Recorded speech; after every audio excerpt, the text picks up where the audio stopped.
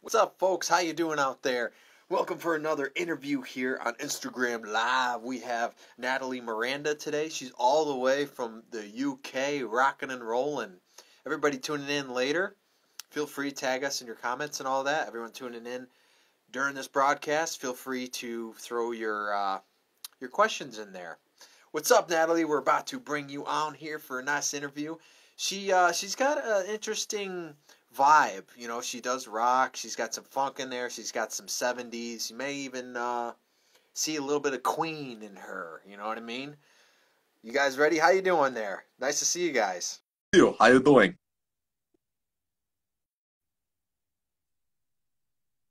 Hello. Hey. What's going on? Yeah, I'm good. How are you? Good. Every time you go live with somebody, it's always the adjustment thing is weird. Know. I'm just like, I thought it was going to be further down, but it's further up. So Yeah. So weird. Once you get it right, it's like, damn. Yeah. So how you been? What's going on? Yeah, I've been okay. Today, I actually haven't really done much today. I had no sleep last night, just like insomnia. So I spent most of today just kind of chilling out. But yeah, I think every now and then we have to do that. We have to allow ourselves to just chill out and kind of regroup and come back stronger. But you're working too hard or something, or? I think, I mean, for me, it's pretty much 24/7, like with the promotion and making content and like engagement and networking with people and stuff like that. So it is really full on. And sometimes you just need to take a step back and be like, okay. So that's me today. So how about you? Now, are you doing this full time? Yeah. Okay, so you're in the same boat as I am. We're in the same boat, but sailing to different seas. Yeah, pretty much. Cool. So how would you describe your style? I mean, I have my thoughts, but tell it for the viewers out there. Okay. So I find this question really hard, actually, but I would say it's like retro soul, but with elements of like classic rock and like blues influences in there as well. It's basically just a mixture of everything that I classify as raw music. So yeah, I agree. Do you know what I mean? Like when the singers just sang from the heart and all the musicians were just playing, you know, all as a unit and stuff like that. That's what really, really inspires me. So yeah, I could definitely tell that. It's in your mood, it's in your vibe, it's in your sound, it's in your music. Definitely classic rock. I mean, so influences wise, I know you just did a whole Queen Stage It show. Yeah. We're both on Stage It, so if you guys want to follow us, Stage It is basically we play live for you guys, kind of like this in a way. Yeah. But we get ticketed sales for it and stuff, so it's pretty cool. So what made you do an all Queen cover show? Wow. Mercury is my idol. And most of my followers that are tuning in will know this. To me, there's no one better. He is just amazing. And obviously the band Queen are amazing as well. They're just like a 4-piece, but they're amazing what they do. And I wanted to dedicate a Stage It show just to their music. And so I did like about 45 minutes, and it's not enough time, basically. I needed longer to get through the songs I wanted to do.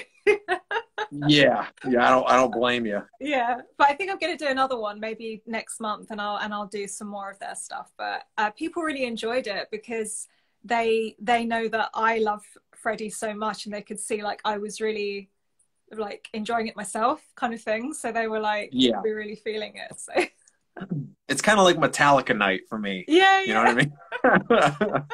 Ready to go. Or you know, before I get into our love for horror movies, I was teaching Another One Bites the Dust, the bass riff today as a guitar riff to my students. And I have to say that thought in my head probably would have never been there if it wasn't for your show the other week. So thank you. Thank you very much. You are most welcome. So we'll get off, we'll get back on music topic, but I got to talk about, because every time you message me or something, you're like, I am watching RoboCop. I am watching Terminator. I'm watching the whole Halloween series. I'm like, is she like a clone of me or something? Or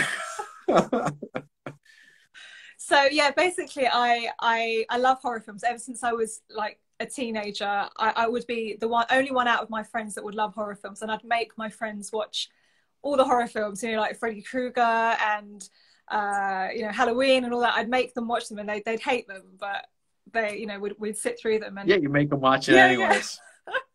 But like, dude, don't worry, you'll like this part, dude. Yeah. No, they're just really cool, especially the old ones, like like the Halloween franchises and Psycho, Exorcist, all that kind of stuff. I love the old films because there was so much more left to the imagination, and it wasn't all right in front of your face. You had to be like, oh God, I can imagine what's happening there and stuff like that. But I love. Yeah, Halloween is one of my favorite films, and I actually studied it at school because I did media studies as an A-level over here, and it was really... What did they have to say about it? Well, our sort of assignment was to study the film and kind of break it down, and once you do that, you realize that it looks like such a simple film, but it really isn't. There's every little thing has been thought about, like the fact that Jamie Lee Curtis is a particular character and a type, or everything's been thought about, and it's just like the first slasher film basically. And it is. It is. I was watching this thing on Shudder yesterday, and they were talking about how it really is the first of its kind. I mean, Psycho is. I think actually, Psycho compared to Halloween has a more complex story. Yeah. But it is a slasher. Yeah. And I would say Halloween is the first mainstream slasher movie, because Texas Chainsaw became before that. Yeah. And I argue that is really the first horror kind of, but it's not like Halloween at all. Yeah. Yeah. But like I say, if you watch Texas Chainsaw, there's hardly any blood or gore or eating, and it's all kind of imagination and the set decoration and stuff like that. And that's what makes it more creepy, the fact that you don't really know what's going on. You've got to kind of think about it yourself. So yeah, I love horror. Even the 28 did you like the 2018 Halloween? I loved it. Yeah, I was surprised because I went to the cinema and I was like, I'm not sure what this is going to be like, but I really loved the way that they brought her back, and she was, her life had changed in a particular way or whatever, but it all kind of made sense. And I know they're making a new movie now, but at the time I thought that was a nice way of rounding it off. Yeah, I was amazed, and I go, they kept the pumpkin sequence. I go, oh my God. I was just there the whole time. So because of COVID, I don't think I'll go to the movies theaters to see the second one when it comes out in October, but I am very, very tempted to, because I've actually not seen a Halloween movie not in the theaters. Oh, okay. My first one was H2O. The rest I was too young, but I'm like, there's only, I can't miss one. You know what I mean? It's like, how can you miss a Freddy and all that? But so with the COVID stuff, obviously it's affected all musicians playing out. It's different in the UK. What's your story with that? So I haven't done a live, because I have a function band, and we do gigs, events and stuff like that. So I haven't done that since last February. That's a long time, but I was lucky enough to do one live gig last September when everything opened up again here. I just went out with my piano player and we did like a really small gig at one of the best venues in London. So that was the last time I actually sang on stage. But basically, but basically only since last September I've been doing live streaming. I've always been a little bit unsure about it, because I'm all about the live. I like to have live musicians with me. I don't like backing tracks, but I have to use them, unfortunately, when I'm doing the live streaming. You have to me, it's like people maybe don't understand, but I'm like, you got to do what you got to do. You know what I mean? Yeah. And if there's a show that requires it, Why not? You know, especially because you don't play guitar, right? I don't play guitar. I can play four chords, kind of. Okay.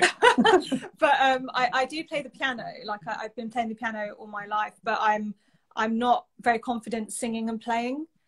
So like I'd rather just do like the singing or one or the other really, but obviously singing is like what I'm most. But at least you can form the chord and hit it. Yeah. And then sing and then hit another line and form it that way. Yeah.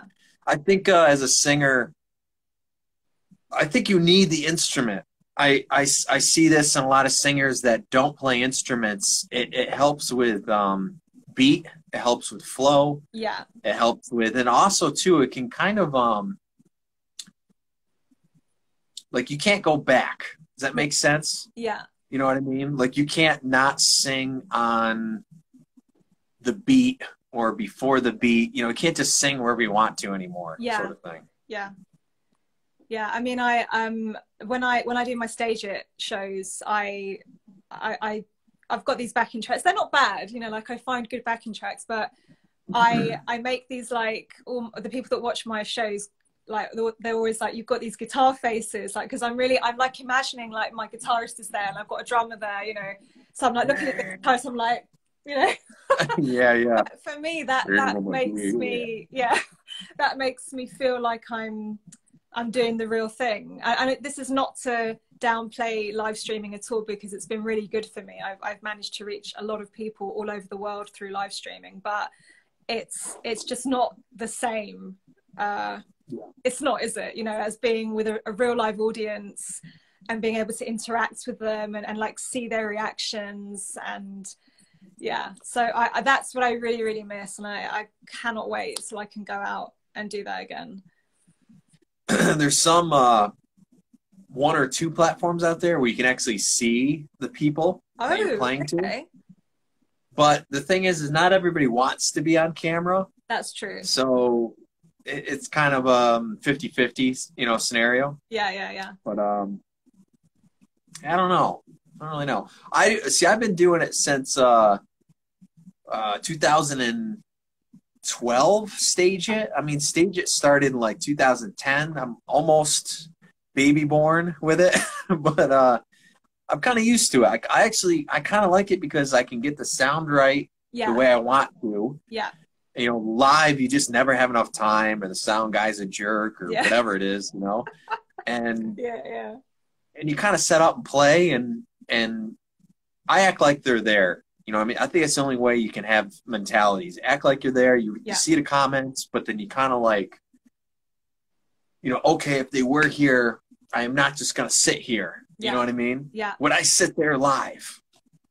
Yeah. I mean, for me, like when I'm doing the stage it, like I'm obviously performing, but I'm reading the comments kind of as I'm performing. Yeah. And I'm watching out for someone that says like, oh, the screen has frozen or something, you know, because I'm worried about that. And then I'm trying to do the sound engineering at the same time and everything. You're like, they're not commenting. I don't understand. I just stopped the song and I did something with my hands. Exactly. Yeah. So, but yeah, I mean, I didn't even know Stage It was a thing until last December. Someone mentioned it to me and I was like, oh, okay, I'll check it out. And I love it. I have to admit, it's a great platform, and there's no ego. Everyone's just there to enjoy the music. I've connected with lots of artists like yourself through it. And there's no jealousy, there's none of that. And it's really nice, because as artists, there can be that kind of like, oh, I don't want to support you because that means you might get more supporters than me or whatever. And like, I'm not about that. So it's nice to find a platform that's really just there to help people grow, kind of thing. I seen too, they have $1,500 grant they're offering artists now. Stage It. Oh, wow. So that's pretty cool. I didn't know that. Yeah, if you're completely, it says like you don't have a job, and there's these criteria they list, but take a look at it, because if you fall into it, you might as well get that money, because we're not playing out. Hey, Charles is in here. Charles is from American Idol. He was like one of the first seasons. Yeah, he's a very good dude. What's up? Hey, taking a few comments. Somebody asked, "How are you?" Sherry, shout out for the badges here, going towards the promotions. MD Gigante, Natalie, I really love Battle Scars. Thank you so much. That's very nice of you. Yeah, we're gonna get into that. We're gonna get into that. Cool. Well, so lots of very cool. There. So if you guys have a question, feel free to put it in the chat. Now we'll get to it, and then afterwards too, you guys watching anywhere, as this is on YouTube, Facebook, and Instagram. After, just tag us, and she'll get back to you. She's very good at getting back to people. I do. I always respond to messages. So, Battle Scars. I guess let's start there, and we'll work your way back. That way. Okay. So, Battle Scars is my most recent single. I released it just about 3 weeks ago, and it's like a completely different sound to anything that I've done. I wanted a kind of classic 70s rock vibe. So yeah, and kind of went away and studied bands like Free and Rival Sons, and just trying to get that live feel. It's very live, very energetic. It's I don't know, the sassy, like the old videos are. Yeah. You know, the double, triple screens of you rock.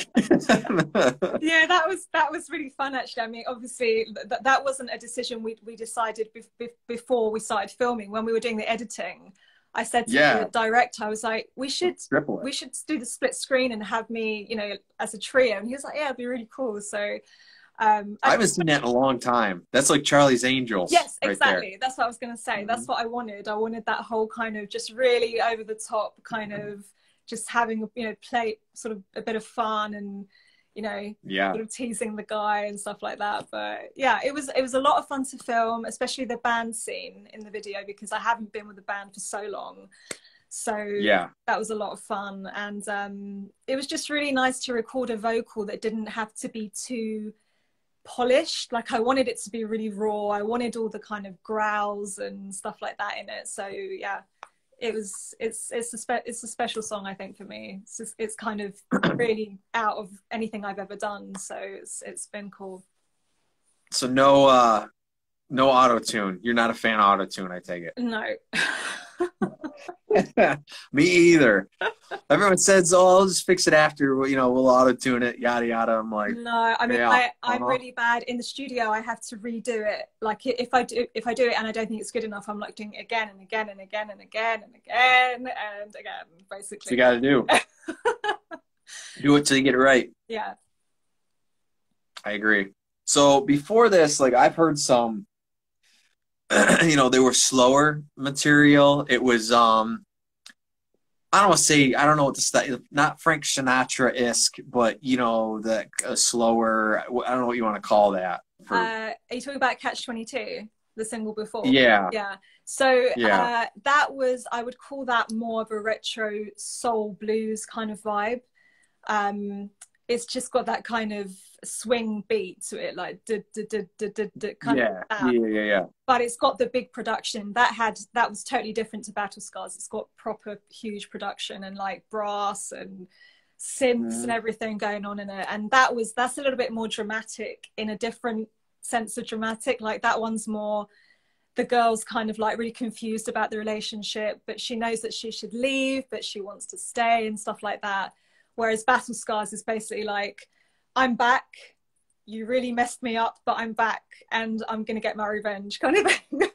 So it's like totally different ends of the spectrum. But Catch-22 is a special one for me, because it's the one where I kind of reached out to a massive Latin American fan base, which I never thought would ever happen. They just completely loved it. I was just going to mention that you do both languages. You have to do separate posts in both languages. I do, yeah. It's not me that I speak Spanish, so it's okay. But there's such a lovely, supportive sort of bunch, and it's been so nice connecting with people all over Latin America, and sort of learning a bit of Portuguese as well, from Brazil and stuff. So that's why Catch-22 is a special song for me, because it kind of just took me abroad. Do you think you'll ever do a full song in that language? I did actually. I have a video of Catch 22 in Spanish. A friend of mine translated it into Spanish for me. So on my YouTube, Oh, okay. yeah, there's a video of me singing it, just to camera. I keep meaning to record it, but I've just got so many other things that I want to do, like new things. So maybe one day I'll do it. But yeah, What about like an original song? You know, like another one, like you Oh, purposely write in that language. oh, yeah. No, I would totally love to do that. I love Spanish. It's a very passionate language, and I don't know, because I'm Greek and it's kind of the same, you know, Romance languages or whatever. I find it really easy Okay. to express myself in Spanish and Greek and Italian and stuff like that. So I would absolutely love to sing a whole new song in Spanish. Yeah. To do that. Alyssa mentioned she goes big band, and it kind of is like a big band production a little bit. Yeah, Catch 22 was, yeah, for sure. Yeah. Yeah. Yep.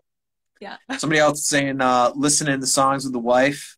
Congrats again. Keep on going. Oh, thank you so much. Thank you, Mrs. Nels, Laurie. Yeah. Oh, there's lots of people here. Hi, everybody. Trying to catch. I don't know how to try to catch up here. Yeah, it's let me see. Oh yeah, Mrs. Nas. Hello, everybody. I know who that is. She's listening to Battle Scars. Hey. Buenas tardes, everybody. En Latinoamérica. Boa noche. Yeah, we've got to go way back here. Hi, everybody. I know. I'm trying to get back up to the top here, and it won't let me. Oh, wow. There we go. There we go. Here we go. Okay. Hi, Joe. What's up, everybody? Cool. So yeah, we're in the season 2 here of Instagram Live. I started this out of boredom. Yeah. From COVID. I go, who do I know? Who can I interview? Who would be cool between local? But then I go, also, I want to get some people like from, I've had people on here from Daughtry and 80s metal bands and American Idol and The Voice. And I go, I want to hear those people's experiences and stories and stuff. And I also do them for New York State Music. We do a lot of local artists on there. Okay. And I do want to branch out again with it. Sort of, maybe with a radio station or something would be kind of cool. Yeah. But I appreciate everybody tuning in here for this stuff and the replays. We get a lot more replays than live, but that's totally fine. Oh, yeah, that's great. Not everybody's free, I know that. So who's your besides Queen? Who's your number one big influence? Okay, I mean, Freddie is my number one, but I do have I just have so many influences that range from Bon Jovi to Aretha, George Michael, Christina Aguilera, literally so many people. But what they'll all have in common is that they're just really they just do what they do, and they don't care what people say. Madonna also, because she was so real bold, real confident. Yes, especially for women in the industry as well. I really have a I wouldn't say a campaign for it as such, but I talk about that a lot. How women are still a little bit not as represented as male artists or whatever, and I think that I really admire previous female artists that have sort of paved the way for us. So yeah. But I have literally so many influences, like even some Greek singers and Spanish singers, just everything. So many. You like Adele? I like Adele. Some of her stuff. I do like, some of her stuff. I think some of the more upbeat stuff is quite good. The very slow stuff is a little bit heavy, I think. But yeah, no, she's great. Yeah. I do. I think "Rolling in the Deep." I tried one other song from her, but I speed it up. You know what I mean? Yeah. And I rockify it. I heard a metal band do that song, "Rolling in the Deep," and I was like, "That's cool. Maybe I could do something in between that." You know. So it's always interesting. I always use Johnny Cash. I mean, Johnny Cash is not in my genre wheelhouse, sort of say, but his lyric style and who he was. His songs, probably one of the most, I would never say like Johnny Cash is going to be one of my biggest influences. Yeah. With Metallica. It's like, Yeah. it just doesn't, doesn't work. You got Def Leppard and whatever. I love Def Leppard, yeah. I love all that kind of 80s rock, you know, from the kind of early 80s. Yeah, it's just, I love it. There's just, it's all the production, it's the forgotten his name now, Mutt Langer, who did all the production and all Mutt Lang, yeah. It's just like, you know, there are stories of him making John Bon Jovi do the harmonies on like one line in Living on a Prayer like 80 times. Yeah. You know, yeah. So, but it's that has given us this like legendary set of music, basically. So sound. Yeah. Yeah. Yeah, I mean, and for that time too, Def Leppard, the way they recorded, nobody layered their stuff like that. Yeah, exactly. Nobody layered. I mean, because they would need, probably the sense is we'd need 6 guitarists to do this. We don't have 6 guitarists in the band, but they realized that really only need 2. Yeah. You know? Yeah. And you can get away with it. Maybe even with a backing track. I think now they play with a backing track, maybe in some cases. But I was just hooking up all my guitar stuff yesterday, and it's funny you mentioned the 80s thing. I started playing I don't know, one of the Hysteria riffs or something like that. And I go, oh my God, like it just brings you right back. I love what's it called? I've totally forgotten the name of it now. From the 90s, I love When Love and Hate Collide. I really love that song.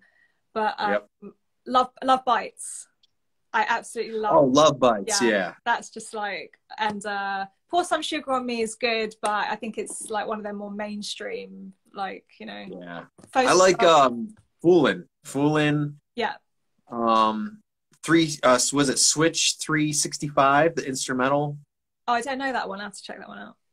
Yeah, it's old. I like old, definitely. Like the first 2 records and the demo. So the first song they ever came out with was "Riding to the Sun." It's their best song they've ever done to me. Okay, I'll love check it out. They redid it on Retroactive. Okay. Really good tune, upbeat, ready to go. Definitely. What's up, Andrea? Yes, 2 Steps Behind is awful. Awesome, not awful. That's awesome. Was that Beth? Yeah, that was Beth. Yeah. Beth makes me play that every single time. She goes, "Play that song, play it." You know, I forgot. Thanks, Beth. Maybe I'll play it on stage yet. I completely forgot about that. Yeah, song. you've got to play it. Play it when it's the next week or whenever you're doing it. Play it. Yeah, that'd be cool. I'll do that one. Remind me. Love Def Leppard and all their songs. Yeah, they're amazing. High and Dry. Yeah. Yeah. There's actually a High and Dry song. There's a song and then there's the record. 2 different things. Have you seen the movie, the Def Leppard movie about, I think. I have it. Pretty old. Yep. It's cool. It's a cool movie. I love it. Yeah, I've watched that maybe 30 times. Oh my God. Really? Yeah. That Rockstar. Yeah. Love that movie. Yeah. That's cool. He's like, "How!" that sound. I was like, yeah, man, I like it. I like it. So what do you picture coming up here? You have another song you're gonna release here, another music video? I don't have anything solid planned, but I am thinking about the next single, and I'm kind of in 2 minds because a lot of people have really liked this kind of sound, but like I always tell people not to expect the same thing from me. So I don't like to just rehash the same kind of thing. Like talking about the 80s, I have a song that's very 80s, and maybe that might be the next step, kind of. Like a Pat Benatar. A little bit. I mean, yeah. I mean, it's not so rocky. It's a different kind of vibe, but I like to just change it up and you know, experiment with sounds and stuff like that. So, but most likely I'll record a couple of things and see which one I want to go with. So all right. I'll do some guitar on it. Let me know, because I love that kind of stuff. I will let you know. Yeah, for sure. I like it. The freaky sound. I have a Fractal unit for guitar. Fractal has like a million different freaky 80s and movies stuff in there. Cool. Okay. It's neat. Yeah. I like it. Yeah. So I don't know. I'm still thinking, but I'd like to release 3 singles this year. So I've done Battle Scars. There may be another one in a couple of months, and then maybe one towards the end of the year, and maybe a cover as well here and there. I've just recorded. Do you have a CD out, like a full album, or I don't working anymore. away? But it was like 2007, I think. I recorded and released a whole album of like funky soul stuff. Okay. So this was like back in the day when it wasn't easy to really upload your own stuff. So I found this like distributor on MySpace. Yeah, it's that long ago. And for one reason or another, they weren't kind of, I mean, it's not like the album was selling loads, but I wasn't receiving the royalties I was meant to be receiving. So I decided just to take everything off. But a couple of those songs still remain online because they were put onto compilations that I didn't know about or whatever, but it's fine. It's fine. But that was the only album I ever did. There were 12 tracks on there. And I still perform them when I do live shows. So okay. Yeah. So they're still out there. People still really enjoy listening to them and stuff, but they're just not. You think you'll revamp those? Some of them? I would really like to, yeah, because obviously the sonic quality was different back then as well. So now it would be a whole other level, and it would reach a whole, you know, sort of new audience. But I perform them a lot on my Instagram lives, and people now know like the titles of them. They're like, "Oh, can you sing that? And can you sing that?" I'm like, "Yay!" So they know. It's a nice feeling. So they'll love it if you come out and the new version of it. Yeah. The only hard part is playing for you will probably be playing the new version and kind of forgetting about the old version. Yes. Yeah. Yeah. Yeah. I am a big fan of revamping though. I've done that, I think, with almost every single song except for maybe like 2 or 3 that I have out there. Yeah. It all comes from somewhere. You know, it's just from, because I'm into all the, you know, my own recording stuff. I've done that for 20 years. I have stack of tapes. I have a whole casket of CDs. Yeah. You know, and then digitally, I literally have a whole hard drive of stuff. Yeah. And it's great just to kind of pick them out. Yeah, yeah. Especially if it's like if it's a song that maybe you didn't have enough time to focus on too much at the time. Like my song Bulletproof, which is out. That was my first EP I released in 2017. It was a really rushed job. So Bulletproof is something that I'm definitely going to revisit with a totally different spin on it. So I'm really excited about that too, because it will kind of reach different people as well. A lot of people like the version that's out there, but this one is totally different. So yeah, and that's another thing too, is if you released it and you're like, well, I didn't really do any radio for it. Yeah, I still think it's a great song. Nothing. But then those guys are like, when did you release it? Yeah. So here's the thing. I'm saying this right now, folks out there. If you are an independent artist, okay, and the song still holds up, okay, and it came out in 2015, it's 2021 now. You are, I'm going to say this again, an unsigned artist. So it does not matter that it's 8 years old. It shouldn't, but the radio guys, nobody review it and all that kind of stuff. But it really should, because it never got, its chance. Yeah, exactly, yeah. That's my argument, is who cares? Yeah, yeah. It's a new song to the world, but maybe not a new song to, your core audience. Yeah, exactly. Like my song Red Light, which was on that EP, I sing that all the time. Everyone loves that, but like it was literally a demo vocal. I was just very impatient at the time. I wanted to just get something out there, so I just uploaded them and went, Godspeed kind of thing. But like, I would love to redo that. I mean, the production wasn't really finished either, and I would totally love to do a new spin on that and do like a proper vocal. And yeah, so I don't think there's anything wrong with it. I mean, loads of famous people. I don't either. Why do you think they have that mentality? Like, oh, if you don't send your song 3 months before it comes out, literally, if you send that to them the day it comes out, we won't review it because it's old. Yeah, I can't. There's certain things about this industry I don't understand. I never will. So, yeah, that was my hopes. During COVID, that they would rethink some things Yeah. and start to do things differently. Like when everybody says, you know, we want to see live music again, that we all do, but I got news for you. The way it's run, it never works out for us. No. At all. Yeah. It needs to change. Yeah. In that way, you know, in the business way. But I think also, like in terms of, you know, say gigging in restaurants or bars or whatever as well, a lot of my friends have started getting bookings, but they're getting the most ridiculous requests. They're like, oh, can you do 2 hours? They're like, yeah. And then they're like, oh, can you do an extra hour with an acoustic set? And they're like, yeah, okay, so I'm going to have to charge you an extra, you know, whatever, £200. And they're like, oh my God, you're asking us to pay you more money at such a difficult time. And my friends are like, you do realize we haven't worked in like nearly a year and a half.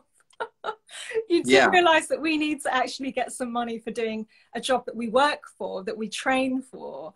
So I think artists are becoming a lot more more confident in saying that now, and they're not embarrassed to be like, actually, I don't just sit at home and sing to have fun. Like, it's my job, it's my craft, you know. I think there needs to be more respect for what we actually do, basically. Yes, I do too. I think way underrated. Just from the 10 years of the bar gigs, restaurant gigs, way underrated. Yeah. To the point of they don't care sometimes. Oh yeah. You get in, you're done. They want you gone. The next person comes in, Absolutely. or the DJ, or and they won't negotiate anything, you know, either. A lot of times. Yeah.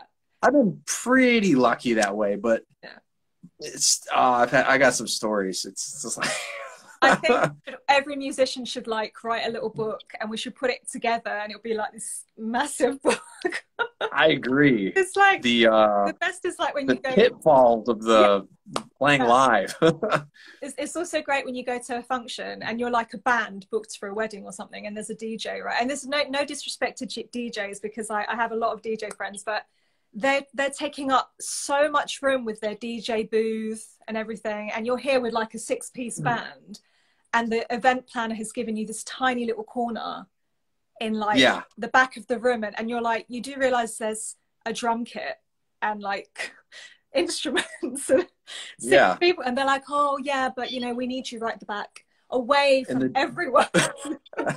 And the DJ's getting paid more than the band, and you're like, it's, oh man, I'm glad to hear it doesn't, well, I say glad, but it's good to know that it's not just happening in the UK, that it happens everywhere.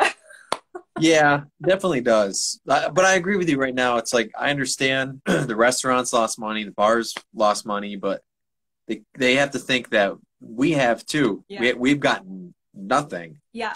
And the one thing that's going towards us is there is a demand for music. Definitely. So even if they have to pay more, they have to figure that, you know, more people probably will come out for the next year because they've been so deprived. Yeah. So I don't know, but yeah, I don't know. I still like, because I'm like, now you're gonna have to play even more. You're gonna wear yourself out even more for, you know, if you got $150 for 3 hours, now it's only 100, and you got to play, like you said, now an extra hour. You know, yeah, it's crazy. So I've kind of, I don't know, what's your mentality like? What do you think you're gonna do live wise next? Well, I mean, my function band, obviously all our gigs last year were cancelled. They will move to this year. So allegedly they are going to be starting up again in July. That remains to be seen. But in terms of my original stuff, I mean, sure, when the venues start opening again, I'd love to go out again and gig my stuff. I just really miss being on the stage, and, you know, having that's just what I'm about, you know. Like, live streaming is great, like I said, but it's not the same. So as soon as I can, I would love to get out there with my guitarist and just do my thing. And, you know, I mean, but I also think it's not going to be the same. I think there might be certain levels of like things that we have to do or we can't do, or maybe stand like a meter apart or whatever. And to me, play and leave. you know, that sort of thing. Maybe I don't like to play and leave, but we might have to. Yeah. I mean, to me, We don't talk to anybody, you know. Yeah. But to me, that kind of takes away the enjoyment of what we do. Like, what's the point of having all these, like, musicians don't like restrictions. We like to just do our thing, right? So to be told that I have to stand here and he has to stand there or whatever, it's just, yeah, it's kind of like, is it worth it? Should I just carry on live streaming until things can go, you know? yeah, because honestly, I don't know about you, but I rarely just play and like sell things at the show. Yeah. I actually sell things by, I'll walk around to almost every person in that concert. Yeah. Either talk to them or hand out cards, and then I end up. That's how I sell things. But now you can't do that. Yeah. So it's like, yeah, ooh, you know, well, just download my stuff on iTunes, folks. See you later. Yeah. It's well, for me actually, that's live streaming and sort of the online thing has been better for me because I'm quite shy. I don't like to. I find it really hard to go up to people and be like, oh hey, that was me on stage or whatever, you know, like. Oh, okay. I find that really hard. So I kind of do my set usually and then go, my name's Nathalie Miranda, my website is da-da-da, and I'm gone. Like I don't like to talk too much. But yeah, so this kind of stuff has been great because I can just post a link or I can talk about it in a video or something, and then I don't have to kind of worry about giving out postcards or whatever. But yeah. Yeah. Sherry's got a good question. She goes, do you feel like you're playing as much? Let's see the question here. I can't see anymore. The same place. You feel like you're making as much, like playing digital or the same impact basically. It's a tough one because I feel like I definitely try to, like I said, like I imagine that my band is there and I have my eyes closed most of the time just trying to imagine like I'm there. But yeah, I feel a lot more like exposed, which sounds weird coming from a singer, but I just feel like it feels almost fake because there's no applause, there's no talking, you know what I mean? It's just like a strange situation to be in, even after all these months of doing it. But for sure, I mean, I will always give 100%, always. So yeah, I'd like to think it comes out that way at least. Yeah, I know what you mean. Yeah. I forgot his name, but he says, you know, some bars you never know, a talent scout still might be there. I really think the days of the labels from COVID is almost really over now. Yeah, I think so. You know, it's going to be extremely hard. If that's your goal to be signed, that is very, very tough. I mean, that's always been kind of my goal. Yeah, me too. But you can do it without it. You know, if you get the right people, you can. But what it comes down to is the mighty dollar. Yes. Yeah. And I think being an independent artist is great because you can control obviously your output, you can control what you do and when you do it or whatever, but with that comes everything else. You manage yourself, you promote yourself, you've got to make all the content, you've got to engage with people, which is the most important thing, making those connections and all that. And sometimes it's very overwhelming for me because like I do like to be in control of what I do, and like I'm very impatient with certain things. Like I want everything to happen like yesterday kind of thing. But when I'm having to do so many things, and especially the promoting myself, I find that really hard. Like if I had a manager or someone to do that for me, to take that off my shoulders, it would give me more time to do the creative stuff. But you know, I think I am happy being an independent artist, especially at this point in my life. I think I would hate to try to be put in a mold or put in a particular box, because you can't do that with me. Like I've been in this business enough and I know like what I want to do. So I think they'd find it really difficult to try and control me.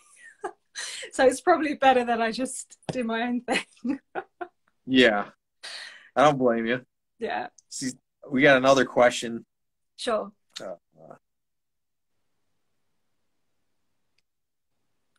I don't know how humble people are musically in the USA, but I think I think what he means is I get it. We're actually more humble to artists out of our country than we are our own. Okay, all right. I think so. That might be the same thing here, I think. Yeah, because honestly, like some of the people I've interviewed or worked with have been those out of country ones that have asked me to do things. Yeah.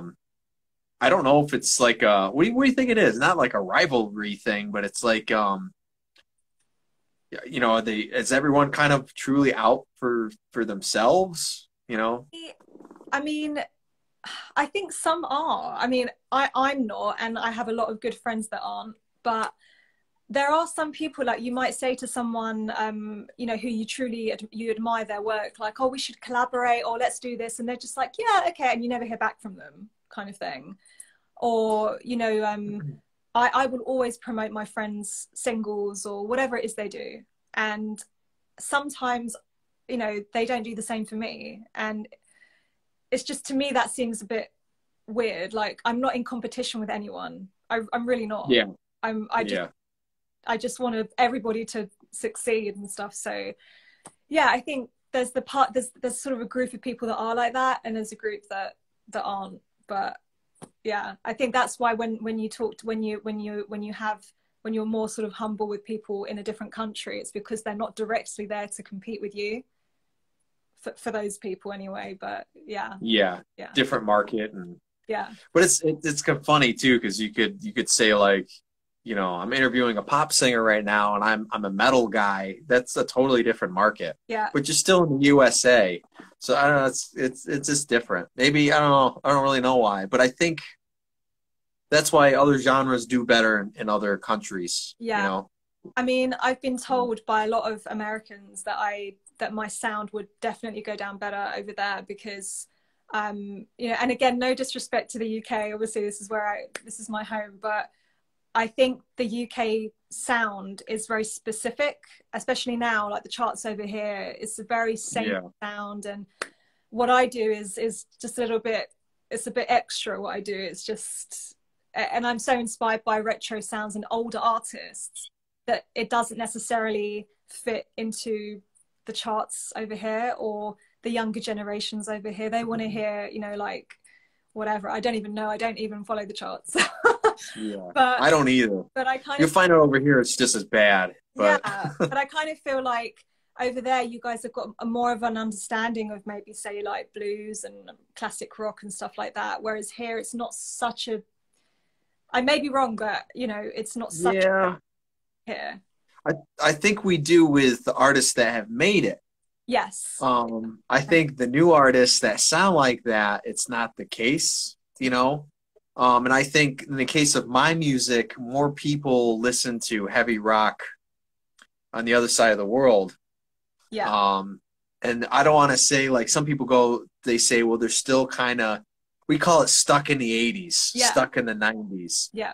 And some of the stuff is just kind of hitting there and kind of getting popular 30 years, you know, later. Yeah. So, yeah, it's hard to say. I just think for the USA, for any genre, doesn't matter what it is, if you are a new artist, it's not like the old days where people, they make an artist and they break you in. I don't even know. I mean, you have to just kind of, you have to do it all, and then they just slap a stamp on it and they try to make it even bigger. Yeah. And I'm like, you know, that's not entirely fair. Yeah. Yeah. Yeah, exactly. But, it's like now, especially, you need to have, like in the old days, you would, you know, present someone with like a demo, just like an acoustic song or something. And they would just go, that's really cool. Let's get you in the We're going to sign you. Your voice is awesome. Yeah. So now it's got to be everything's got to be done. You've got to be like, here's my EP. It's ready to go. I've got the photos. I've got everything done. And they'll go, brilliant. We don't have to do anything. Except, they'll say, what else you got? Yeah, what else have you got? You know what I mean? Like, I don't know. Yeah. I just feel like the kind of I was saying this to someone else the other day. I feel like the mystique has gone from the music industry. Like growing up, it was like a thing that, oh, how do I do that? How do I get my demo heard? Or like, how would I do this? But now everything is just so available, which is good and bad. It's just, everything is there for you. And I feel like that's put more pressure on independent artists, because you've got to be so many things at once and be everywhere at the same time. So, yes, you literally have to do everything. Yeah, everything. And that's not like it's not physically, it's not digital. I mean, you have to like you said, it's so hard to describe it, but you have to have your hands in every frying pan there is, because one stream doesn't make it. You know, I was trying to play out for 10 years, just making a living that way. Yeah. And then I go, it works, but if I want to be like this poor of an income, I'm going to have to try to do something else. So I didn't really want to, but I started teaching lessons, and I started recording people, and I started acting, and it's like, and you're actually more opportunities that way. Yeah. Yeah. Yeah. Your world opens up, and it's like, oh, okay. Yeah. Very cool. For sure. I could picture you acting in a music video. If I had a music video, you could be in it. I love to act. I'm not trained or anything, but like I've done a few little things over the years, like been in plays or whatever. And I was actually in an advert when I was 16 over here. Okay. But yeah, I mean, you can tell from my videos, I'm a little bit dramatic in what I do. But I mean, yeah, I would love to do that. So if anyone's here, especially in the UK, if you need anyone in a video, I'm here. I'll let you know, because I get fan footage and stuff like that. So maybe we can do that for the next one. Yeah. I'm going to say this, not the direct music video next, but the one after it. Okay. My next video has already been planned with footage from a movie that's coming out. So it's going to be kind of like a movie music video. Okay. So it's kind of cool. So I have to do the video, and then the movie guy is going to edit in all the stuff. Yeah. Oh. So that's kind of neat. It's kind of that's different too. You know, it's a horror film too, so you probably like it. Awesome. I like it. Yeah. Well, thanks for coming on here. I appreciate it. Thank you for having me. We're talking quite a long time here today. Yeah. Out there. Yeah. I know it's like 1 a.m. for you. It's nearly 1 a.m. Yeah, but I usually do a live anyway at this time on a Wednesday, so it's kind of a schedule for me anyway. But yeah. Well, thank you to your fans for tuning in and sticking around and all the questions. Anybody out there watching later, you know, tag us, all right? We'll get back to you. Any questions you got for her, do it up, everybody. Thank you, everybody. Muchas gracias a todos. And yeah, thank you, Frank. Anytime. We got at least 2 or 3 more interviews coming up here on Wednesdays. And we'll see where it goes. It all depends on how many guests I can get. But there might be a few weeks of nothing, and then another month, that sort of thing. But I will be back. I'll be back, everybody. Well, if you ever need anyone last minute, I'm always around. We can chat some more. Definitely. Do an update or something. Yeah. Talk about the love. We didn't really go in to talk about RoboCop Terminator. We'll get there. That should be a whole other thing. Yeah, for sure. I'm a cop. She's a cop killer. Now, I want to say before we go, did you say you had a crush on Peter Weller? What, RoboCop?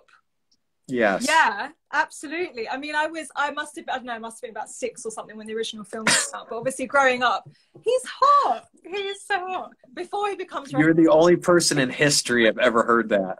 I think it's like the chiseled jaw or something. I don't know. Okay.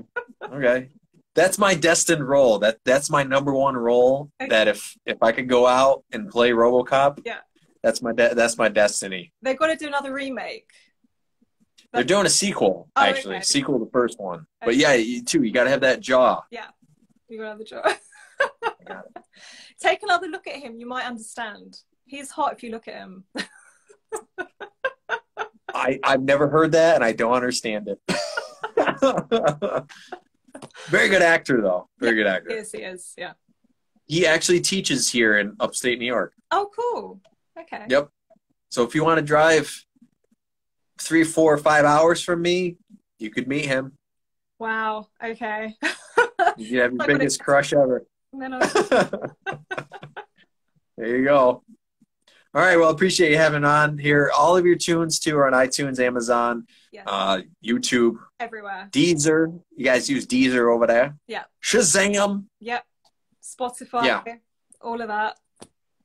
Yes. Now, remember, folks, as I always say, don't stream it. Download it. Yes. All right? Listen to what you say. All right. Download it. All right. I'll see you later, guys. Thanks very much. It's been fun. Thanks, everybody. Bye.